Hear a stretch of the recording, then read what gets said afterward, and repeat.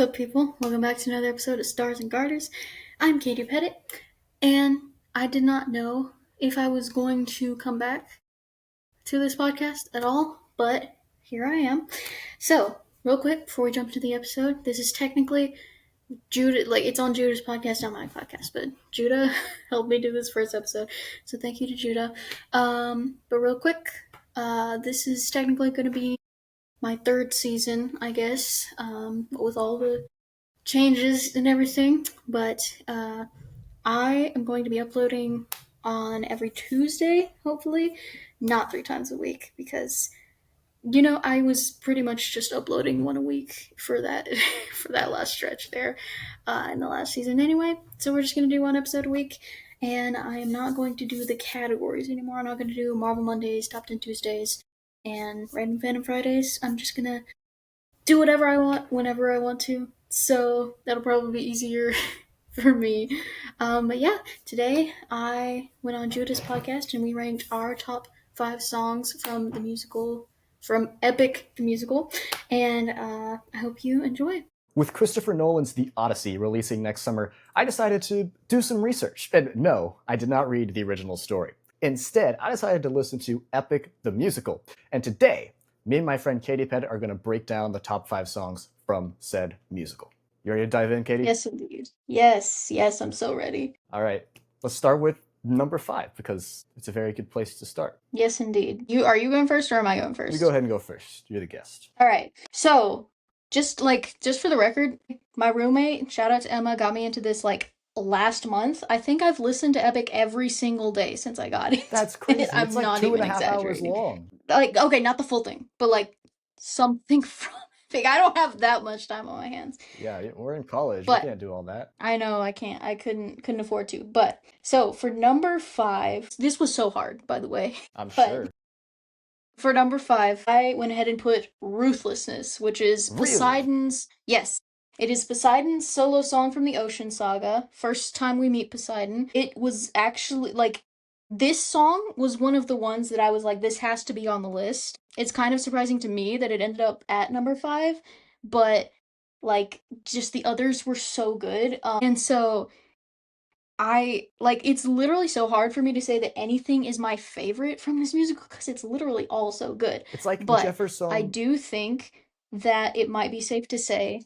No, yeah, I think it might be safe to say that Poseidon is my favorite male voice in the entire musical, which he doesn't show up that much. Obviously, full disclaimer, every artist, every person who sings in this musical is so talented.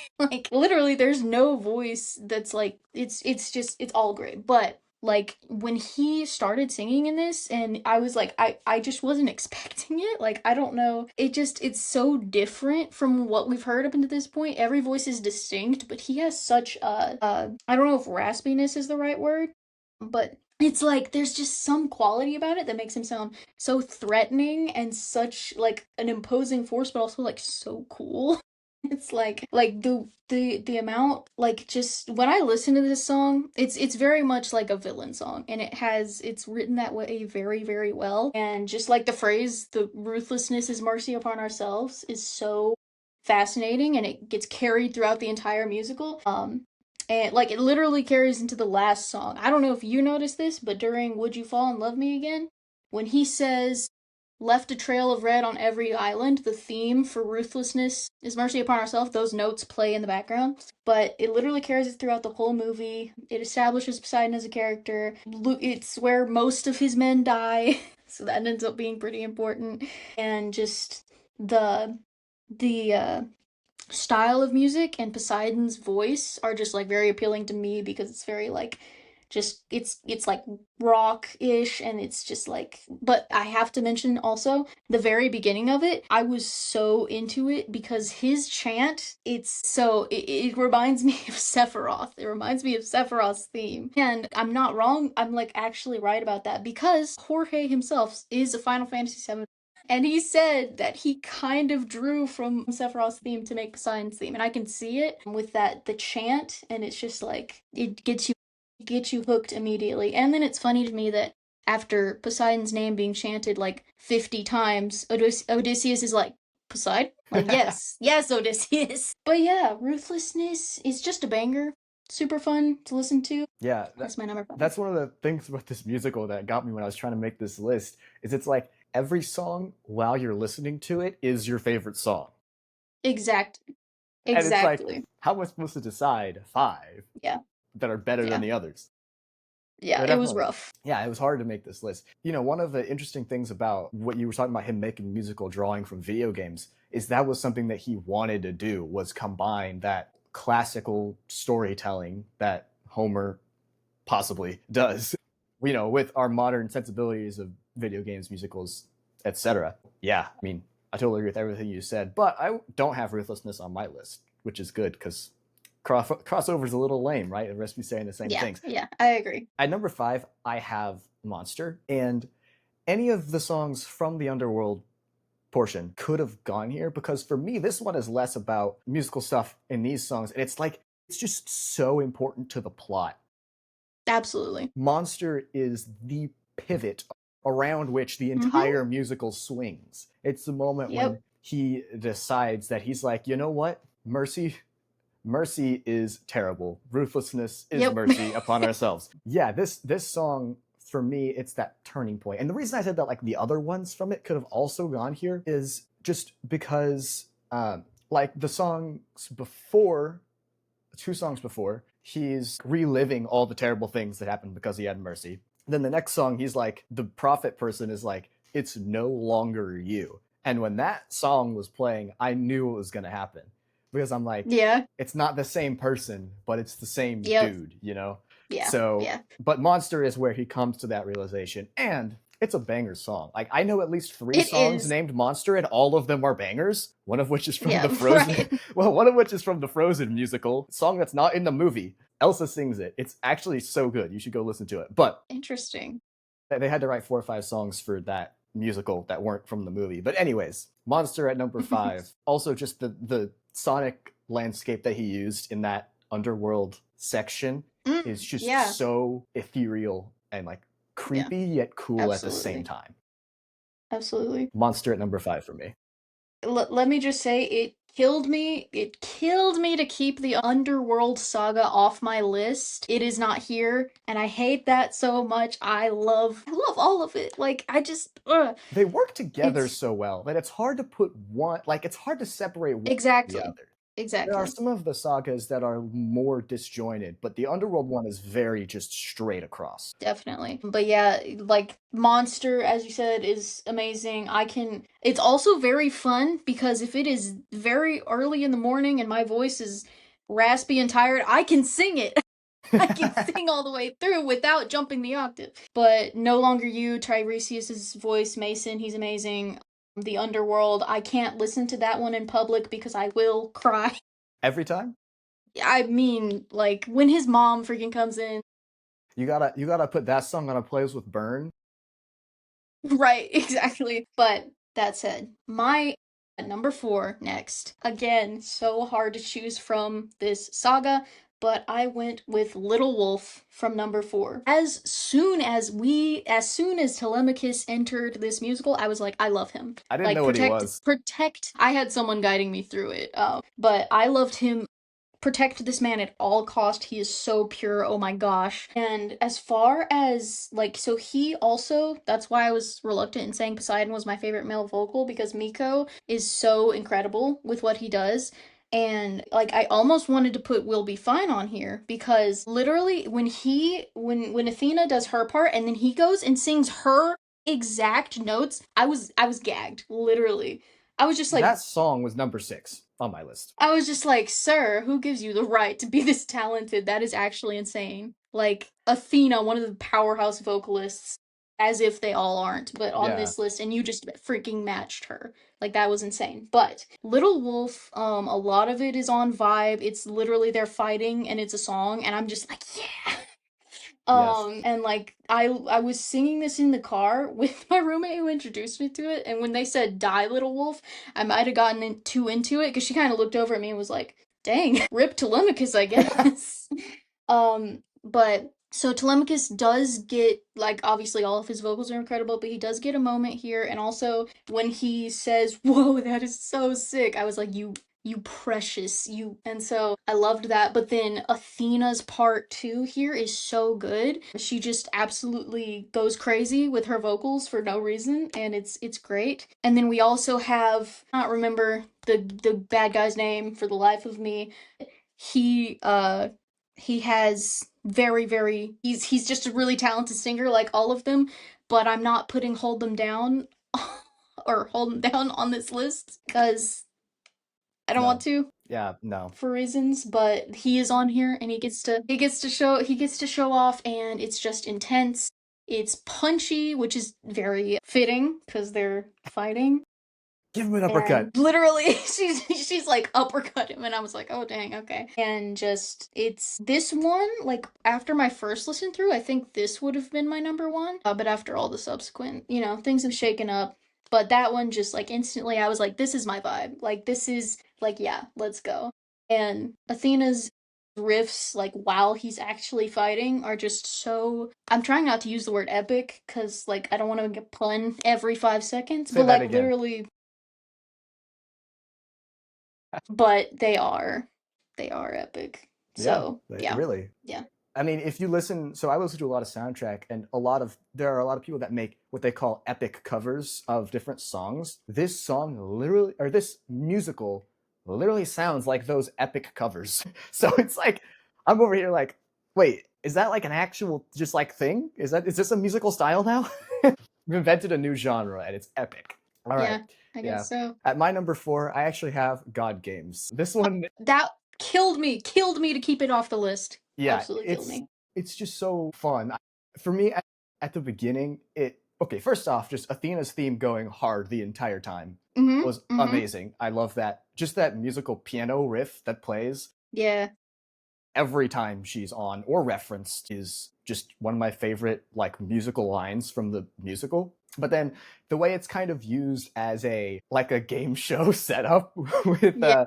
the way Zeus kind of introduces it, let's make it a Mhm. game, you know. Mhm.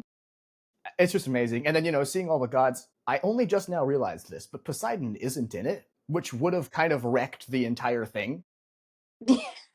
But the premise still works. Mhm.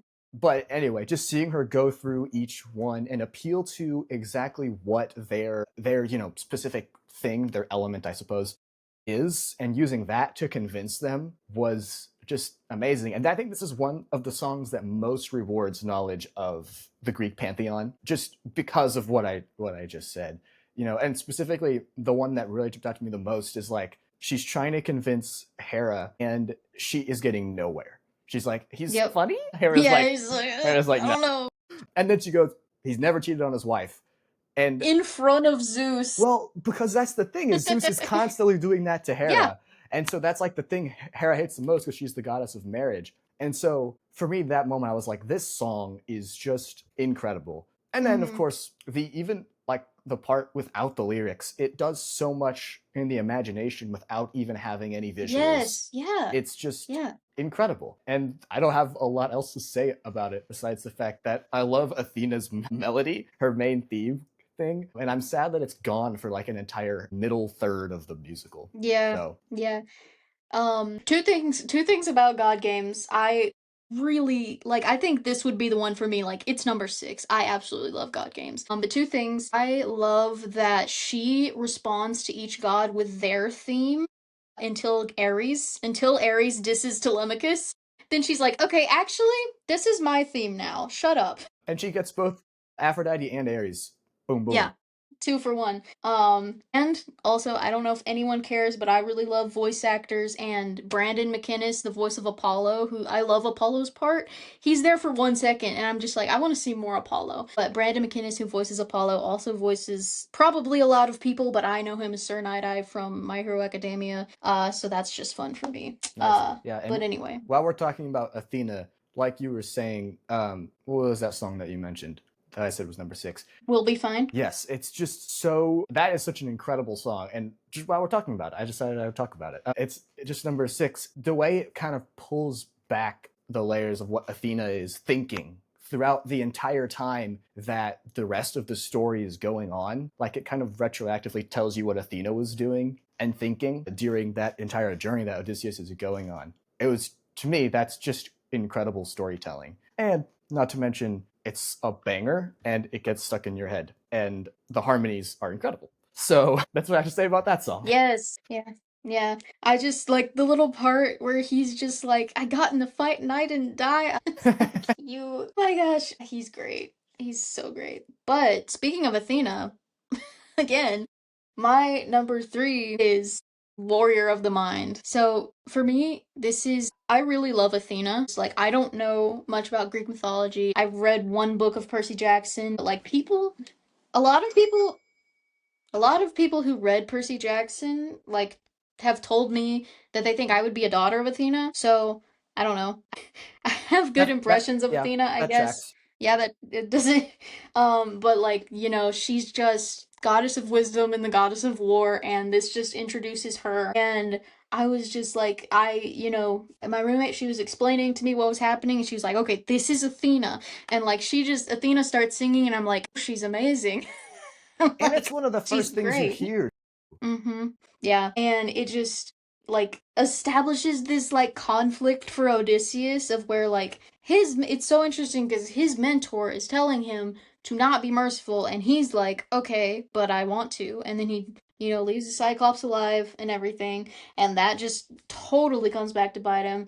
And then he turns into the one who's like not giving any mercy anymore, which is really interesting. And Athena's not even there anymore. He came to it on his own. But as far as just like musically, Tegan Early, who voices Athena, is absolutely incredible. I know we've talked about it, but like she's so good. And it's just the part, her own first part where she's just introducing herself and introducing what she wants is amazing. And then Odysseus jumps in. I love that just cleverly, just fun little part in the middle where, they're going back and forth. They're, playing, having a little game of wits, I guess. And then he has that little part where he's like, you are Athena, and then that part's super fun. And then they come together and start singing together, and that's just so nice, and it makes it seem like this really like wholesome relationship. And then what, 4 songs later you get My Goodbye, but whatever. And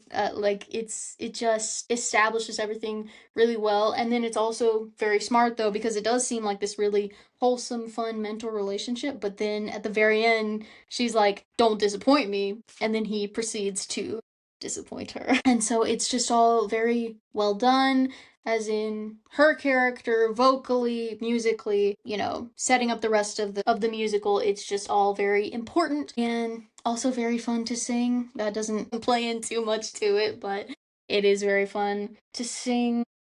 And yeah, just it's great. Yeah, this started on my list, but I think the main reason that it fell off was just because it's so early.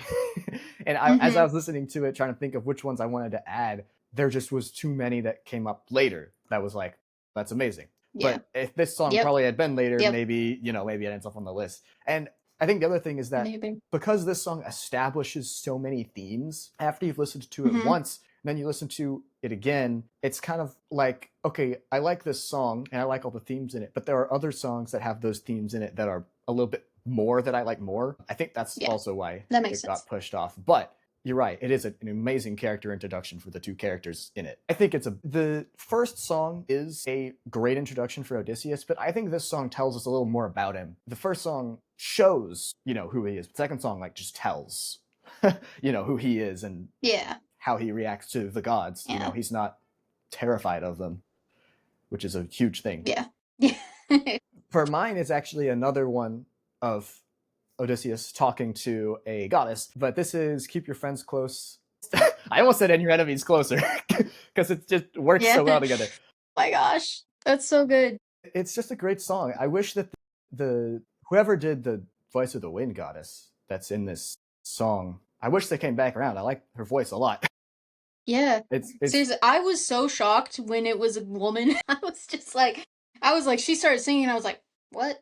I think But the only person who has like, for me, the only person who has like a clearer voice and like tighter pitch is calypso. But whoever does this incredible job, and that's one of the main reasons. Besides the fact that this song, the melody is just so tight, and it sets up an interesting conflict too for the rest of the saga that it's in.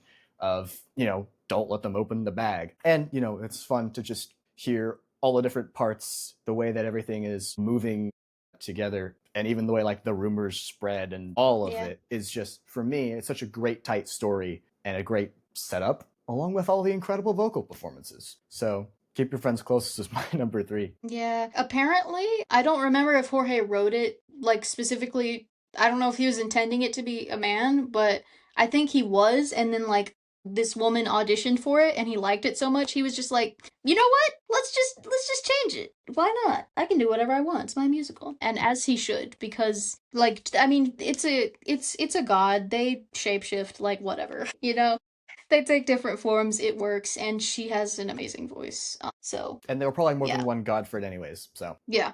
So solid pick for sure. I listened to that one quite a bit. There are Just some that are more, it's and I think my top 2 are kind of like this too, but there are some that are more like pop kind of style, and mhm. there are some that are more musical style. And the musical Yes, ones work really well in the context of the musical, but the pop style ones kind of work better by themselves. that makes sense. Yeah. All right, number two. There was very nearly my number one, but I thought it through. I thought like more components. And for this one, it has a lot of reasons why I like it, but it mostly hinges on one big thing. And my number two is Scylla, and the one big thing that it hinges on is her voice. Oh my gosh, her voice. For me, it's not even just like the tone or the note she's hitting. It's the range. It is the going from this like almost siren like voice. I know she's not a siren, but like almost like just uh like alluring voice that sounds so like angelic, almost an ethereal, to like drown in your sorrow and fears, and you're like, oh heck, like that just got really intense. And she just does that with her voice. I mean, obviously the music is going with it, but like literally, if you just played her voice, I think you would still absolutely get the point across. Like, I think literally you could play her voice and you could go from that moment. I would be like, oh, she's eating people now. Like, because that's how much intensity she conveys. She did incredible. It's just, and the lyrics when she starts eating the men are so, that's a crazy sentence,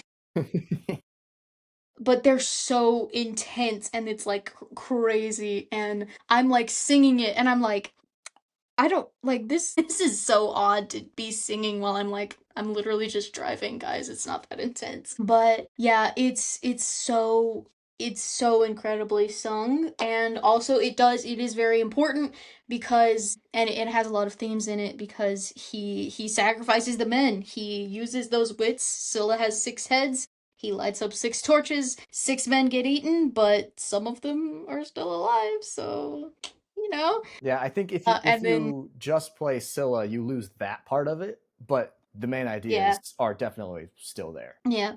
And then, leads to the whole mutiny and everything. But yeah, and also just like their one tiny harmony when they say we are the same, you and I, is so pretty and just like haunting and just like so telling of like so many things. And it's just, also I think it's interesting that she says, we are the same, you and I, obviously because he's, doing what it takes to survive and ever, and all those things. But also she aimed for the torches. She went and ate the men with the torches, and later in Odysseus he was aiming for the torches when he was killing the suitors. And I just think that's interesting. And but yeah, just mostly the vocals are incredible, and also a lot of the animatics for this are absolutely terrifying.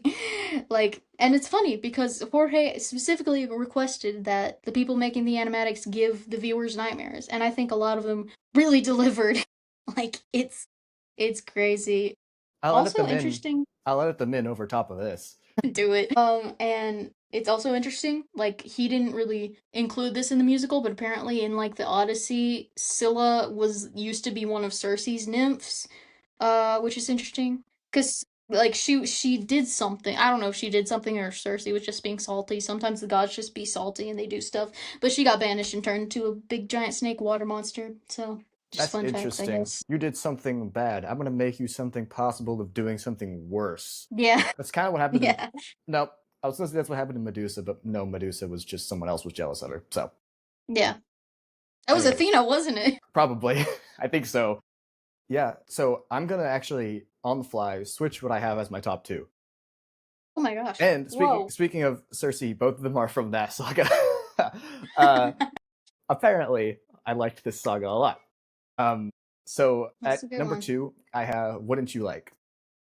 Oh my I gosh. think if Hermes. Hermes is great, but I think if you were to listen to it and think about like the kind of music that I like, you'd be like, "Oh, that makes sense." Because the piano, the ragtime kind of style piano is just amazing. And it's kind of the only time in the whole musical that actually works. It's kind of the only time it's really there at all. And so that's just one of the things that I think is amazing about it. And then another just incredible part of it is Hermes' performance. It's so like on the edge of what wacky can be in a musical, I think. And the way that it swings, I think that you would say that that probably tracks because the just like the way the piano is used in like the ragtime kind of style, the frenzied ragtime is what I would call it. It's just incredible, and it's the Yeah. only time that we hear anything like that in Yeah. this entire thing. All 40 songs. This is really the only time you hear this like clean and pure piano. Yes. Yes. So that is just one of my favorite parts of this song. And then Hermes, his the way that his performance like swings from wacky and crazy into like pure clean singing. It's just so funny to me. Though he like Yeah. enters every Yeah. scene with that weird laugh and like a little wacky, but then like when he starts singing, it's normal singing, human singing voice. That is amazing, of course. Yes. Yeah. And it ends with a pun. He calls it "holy moly." So I love it. Yes. The holy moly. But it did have to drop one now that I'm thinking about it. But at the same time, I mean, this song, and it sets up the way that he's able to beat Cersei, who's a witch who can use magic, and he is not. Just great, amazing. I love this entire saga. So yeah, that's my number two. That is my number two. Do you have anything to add about Wouldn't You Like? It killed me to keep Hermes off this list. I love Hermes so much. Like, if we're doing characters, I'm pretty sure Hermes would make an appearance. But just, ah, man, it hurt to keep him completely off the list because both Wouldn't You Like and Dangerous are absolute bangers. I can't even recreate the laughs that Hermes does, but I can't it's do just that. he's so good. Yeah, I guess I was close. But his singer Troy, I can't pronounce his last name. I think it's like Doherty or something. Like he's not even British, and that really shocked me to find out. He's like, because he just becomes British, I guess, for this thing. And he's so silly and he has so many short like he's so funny. And apparently Jorge had the idea for like Hermes' specific sound because he had a color changing lamp that was like in his room or something, and someone was messing with settings. I can't remember the exact story, but someone was messing with it and they had like a strobe setting or something where it was That's like weird. alternating pulsing lights, and he was like, "It is synthwave." That's funny. So yeah, just fun facts, but yes, absolutely, it's so good. Cersei Saga is so good. We And love Hermes. However, it's funny the way that my brain works is Hermes in the Percy Jackson show. Lin-Manuel Miranda plays Hermes, yes, and yes, I'm over here thinking like, imagine we get this guy on this thing and this guy on, and we get it. yeah, That would just be seriously. incredible. Yeah, it's so interesting. Like Jorge, just he is the next Lin-Manuel Miranda. Obviously, he's an incredible writer. He writes very similarly to Lin-Manuel Lyrically, Miranda, for but sure. it's Yeah, yes, but it is distinct and it's funny though. A few cut songs, like early songs, it sounds like he was going through a Hamilton phase because there's a lot more like rap and it's interesting. the He's Eurylochus has a rap, in and in the thing, yes, and I was in like, Puppeteer, in Puppeteer. yes, okay, then I'll guess I'll get to it in a second. Spoiler And alert. then no. but like it's so interesting because he's a Puerto Rican songwriter who got famous for writing a really cleverly written musical based on a like so that's just very interesting. And but hey, I like I think maybe he's like a really better singer than Lin Manuel. Don't like who said that? I would agree with that. He plays Odysseus, right? Okay, yeah, I would for sure agree with that. Yeah, I was like I was we were literally listening to The Horse and the Infant, and my roommate was telling me about all the similarities between them. She was like, "But I think he's a very better he's a much better singer." And I was like, "Obviously." Like I'm literally listening to the first song, I'm like, "Yeah, yeah." A lot He of people are is. better singers than Lin-Manuel Miranda. Yes, indeed. All right, But we made it anyway, to the top, though. yes, we did. So, oh my gosh, this We had an odyssey of our own for that. right. That's my journey. Okay, so this is just so hard. Again, this list is just so hard. But this song is just it's so many things together. Everything we've been talking about, I think it does all of those things mostly just like so well. And it has some just very weird things that I really like about it. But my number one, as of now, my favorite song from Epic Musical is 600 Strike. Ooh, Okay, so first of all, the weird thing, just Poseidon sounds when he's getting stabbed. it's it's They're weird. so pretty. He's like I just like there's been like some very short animatics where like Odysseus is stabbing him, he's like singing screams, and Odysseus is just looking at him like what the heck are you doing? And then he like screams normally, and Odysseus is like okay, and he gets back to Here stabbing we him, and then go. he sings again, and he's just like but anyway, I really like those little singing screams, but that's just me being weird. But also this is just so it's so important for the musical because this is like obviously he's done plenty of bad things like becoming the monster. He's sacrificed a lot here of his morality, but this is kind of the thing where it's like okay, he's like when it's just when you hear Poseidon he's like you can't kill me and Odysseus is just like exactly. You're just like oh dang. Like he's about to do something. And it's just like while Poseidon is getting stabbed, one thing that I love is that he sings monster as he's getting stabbed, and I think that is just like that one word. I just think that is so clever because like he's really gone. Like he's really different. It is no longer him. This is, it is so different now, and it's just so important for the musical. Also, just windbag jetpack is crazy. Um I still like didn't know what was going on in that scene. yeah, windbag jetpack apparently. And that's crazy, and I love it. And so also fun fact: when he is singing and he screams, "I will get back to my wife." I was driving to my grandpa's house, and that song came on, and he said that, and I screamed along with him, and I scared myself. I was like, did the cars around me hear that? Like, oh my If gosh! they had their I was windows like, down, probably. dang. I guess I'm getting back to my wife. I don't know.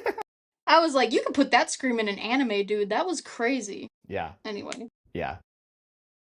Yeah, so and just it's just such a pivotal moment and it's so important to the musical. It's very intense. Like you can except for Windbag Jetpack, I wouldn't have guessed that on my own, but besides that, you can really tell, you can picture this fight that's going on. And also when Poseidon at the end says, "How will you sleep at night?" and he just at knife? What the heck? Freudian slip right there.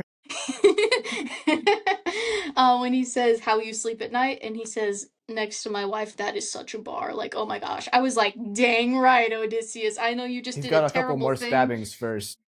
Yeah, it's true, but I was like dang right Odysseus you get back to your wife. I know you've done some really moral questionable things but dang right. Actionable. I think it's pretty Well, clear cut. no, but it's just it's such an intense moment, so perfectly written for what the moment is supposed to be. It has Poseidon, who again is still one of my favorite voices, and even though all he does mostly singing is screaming, it's still singing and it sounds really good. Yeah.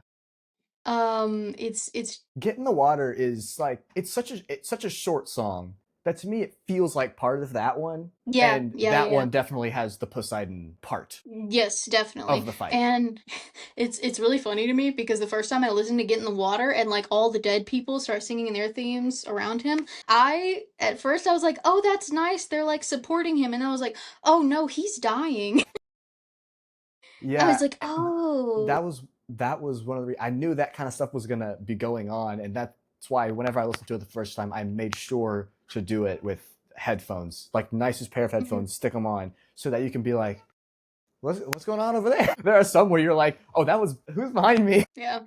And it was, oh my gosh, it's just it's so good. And I was like, actually, one more fun fact, but this was the song that made me want to listen to Epic the Musical. Like my roommate didn't like she kind of like just was like you're listening to this now and I wholeheartedly appreciate that. But I I wouldn't have been interested in it at all like before this, but 600 Strike came on in her shuffle and I was like, dang, this is really intense. I was not expecting this from I don't know what I was expecting, but it was not this and I was like this sounds like a really like actiony musical, like intense. Like I want to like let's see what this is about and the rest is history, I guess. Yeah, yeah. It's so But yeah. interesting to me because I feel like the third act of this is considerably weaker than the first two acts. But like your list has multiple songs from the third act, and so Yeah. it just shows how opinions are so varied. It's awesome. Yeah. Yeah. So my top song, I kind of already spoiled it. I'm going with Puppeteer. I wonder. Just okay. I Ah. feel like it does everything this musical does well. This song does well. It's got the incredible lyrics. It's got a battle of wits. It's got a normal Mhm. battle. It's got what else does it have? It has a rap. The rest of the musical doesn't have that. So it Yes. gets to step Yes. up on it. A great rap, by the way, too. Yeah. And anyway, just obviously, I think that it turns out I like Cersei's character. I think it's interesting because she's kind of the character besides Odysseus that kind of changes the most. It honestly, now that I think about it, everyone else is pretty static, moving around Odysseus, changing him, right? But Cersei, maybe you could argue for Calypso. I think there were a couple songs in that arc as well that just didn't make it. But she's one of the only other characters that has the most change, right? She's affected by Odysseus the most of anyone else, besides people that he kills. Yeah. Well, yeah. So for me, that's why I think Puppeteer is my favorite song from this musical. And there were some bangers that came out after it. This is a song in the middle of the musical, but I was listening to that saga and I was just like, my entire list could be this saga if I don't rein myself back on it. So I deliberately said, you know what? I'll put two of five when there's more than five sagas. Shows the love enough, I guess. Yes. But Puppeteer, just a banger. Yeah. Cersei again, incredible vocalist. I don't even have to say it at this point, but I will. Incredible vocalist. Eurylochus's rap is just a banger. Also, very establishing. I don't know if he might have kind of been establishing this before this, but like for Eurylochus's character, he's just um it's he's such a hypocrite. He's Yeah. literally like in this song he's like let's leave the men, like we don't need to save them, let's just get out of here. And then in Mutiny he's like oh, you sacrificed 6 men, bro. Yeah. Brother, no, hold up. But it's yeah, and then also such a hilarious when he's like, this was like we are weak to a power like this, and Odysseus is like, oh my gosh, what power? A woman. And Odysseus, you can hear the entire like, I am so done with you right now in that one what. He's just like, What's funny what? is that's kind of what all of Greek mythology is like. It's kind of what it all says. It's like, yeah, this is the most powerful thing. Mm-hmm. Yeah. Yeah, I mean, Dunford, incredible. Could have been on the Yeah. list. Seriously. I don't know. I was really sleeping on the Cersei saga for a long time, mostly because when I listened to it with my roommate, we were listening to it. I couldn't see the lyrics, so I didn't catch as much of it. Yeah. I have terrible hearing, not terrible hearing, but I have not great hearing, and so I don't catch a lot of lyrics if I can't see them just in general with new songs. And so I missed a lot of it and I wasn't listening to it again because I made a playlist and put the songs I remembered liking initially, but then I Yeah. listened again and I was like, no, these are actually all bangers. What am I even doing here? Yeah. So yeah, no complaints. I think the one song that has the most meaning on the second listen is Open Arms. Like listening to it the first time, you're like, okay, this is a song about a guy saying, you know, greet the world with open arms, right? Everything's gonna be nice and great. Trust Yeah. everyone, right? But then like the second time you listen to it, you're like, okay, this is like the first this is saying what are the words I'm trying to get out here? He's showing the opposite view of what ends up happening to Odysseus. Yes. Right? Like at the beginning, he's saying, Odysseus, you're already too nervous and too Yeah. mistrusting. And Yeah. what even happens is Odysseus just gets worse. And that guy dies, like in that opening Yeah. act as well. Rip polities. And, you know, I just think it's so interesting that that song kind of sums up the themes of the entire musical. Like looking back on it the second and third time you listen to it. Because it's like, this guy thinks that you should be nicer to everyone, and what happens? He dies. Yeah. Seriously. It's like that's what we'd get with Open Arms.